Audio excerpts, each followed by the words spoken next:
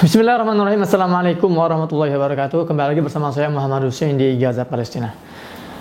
Jadi teman-teman, saya mau update tentang kondisi Palestina. Ini kabar duka sekaligus kabar gembira buat kita para pecinta Palestina. Jadi kemarin sore, hari Selasa 20 Juni 2023, dua pemuda Palestina gugur syahid. Sementara 4 pemukim ilegal Zionis Israel tewas terbunuh. Kedua pemuda ini bernama Muhannad Shahadah, usianya 26 tahun, dan satu lagi Khalid Sabah, usianya 24 tahun. Dua pemuda Palestina ini berasal dari kota Nablus di tepi barat. Jadi mereka berdua ini gugur, ditembak secara brutal oleh tentara Zionis Israel. Setelah kedua pemuda ini berhasil melancarkan aksi perlawanan serangan balasan di pemukiman ilegal Eli namanya, yang ada di wilayah selatan kota Nablus tepi barat.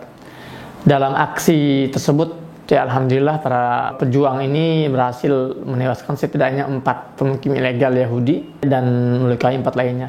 Aksi perlawanan ini, teman-teman, ini reaksi normal, wajar, dan sebetulnya dilindungi serta direstui oleh peraturan dunia internasional. Melihat kebiadaban para agresor Israel ini nggak pernah berhenti. Mereka terus membantai, menteror warga Palestina. Sejak mereka menjajah sampai detik ini masih terjadi. Yang terakhir ini pembantaian di kota Jenin.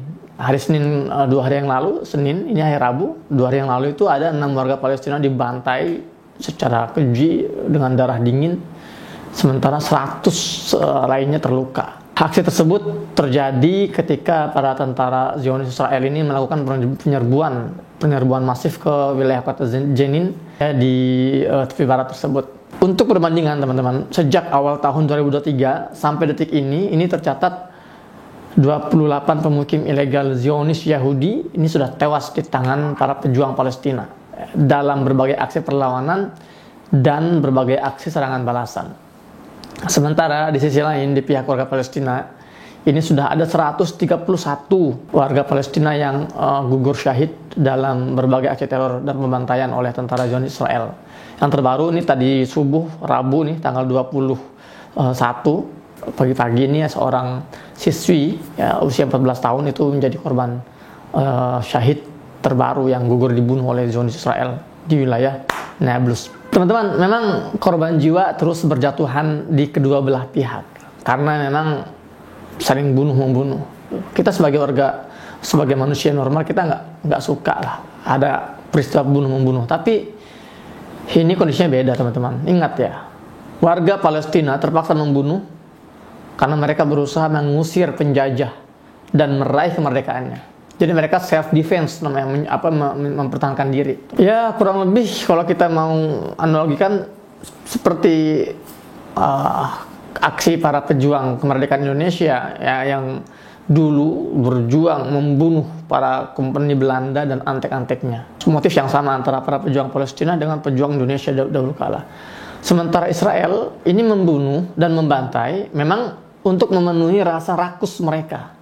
Ya, rasa ambisi mereka untuk menguasai, menjajah, mengusir seluruh warga Palestina dari tanah yang bukan hak mereka untuk mereka jajah. Dan nggak ada tanah dimanapun di dunia ini yang berhak dijajah. Baik, kembali ke pembahasan masalah Muhannad dan Khalid, dua pemuda yang baru melancarkan aksi perlawanannya di Nablus kemarin. Teman-teman, jadi kedua pemuda ini pada dasarnya sedang mengirimkan pesan dari dalam Palestina untuk dunia luar bahwa perlawanan di Palestina tidak akan pernah berakhir selama penjajahan tidak dihentikan. Dan ini juga renungan buat kita semua, teman-teman. Reminder buat kita bahwa Masjid Al-Aqsa, kiblat pertama umat Islam, itu masih menjadi tawanan, masih menjadi sandera. Tiada hari tanpa kaki-kaki kotor para penjajah itu mengotori dan menodai karpet bersih dan suci di Masjid Al-Aqsa itu. Palestina, negeri para nabi, negeri yang Allah berkahi, ini masih terjajah, menanti generasi Salahuddin Al-Ayyubi yang hari ini harus muncul membebaskan mereka. Semoga kesibukan duniawi kita tidak lantas membuat kita lupa bahwa perjuangan ini adalah perjuangan kita. Tugas mempertahankan dan membebaskan Baitul Maqdis adalah kewajiban kita sebagai seorang muslim. Maka itu berarti totalitas jiwa, harta, dan raga adalah harga mati.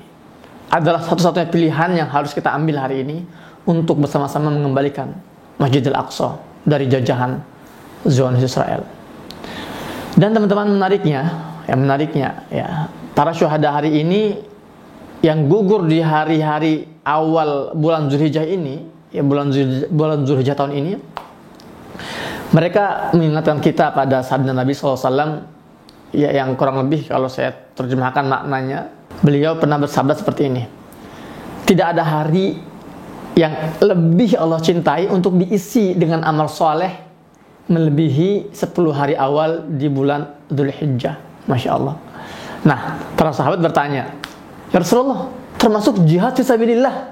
Kata Rasulullah, ya, bahkan jihad fisabilillah itu lebih disukai ya ketika dilakukan di 10 awal Dzulhijjah ini. Kecuali, kata Rasulullah, ada kecualinya nih, kecuali seorang muslim yang keluar dari rumahnya untuk berjuang ya di jalan Allah, kemudian dia tidak kembali, tidak dengan jiwanya, tidak pula dengan hartanya. Masya Allah.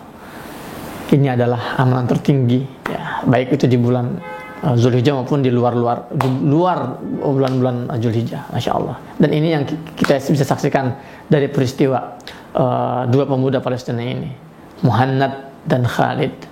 Keduanya keluar dari rumah mereka untuk berjuang ya, mempertahankan tanah mereka, tanah wakaf umat Islam, mempertahankan Masjidil Aqsa, dan mereka tidak kembali, tidak dengan jiwa mereka, tidak pula dengan harta mereka. Masya Allah. Semoga Allah Ta'ala merahmati para syuhada kita, para syuhada Palestina, menyembuhkan korban luka dan memberikan kesabaran berlipat ganda untuk keluarga yang ditinggalkan.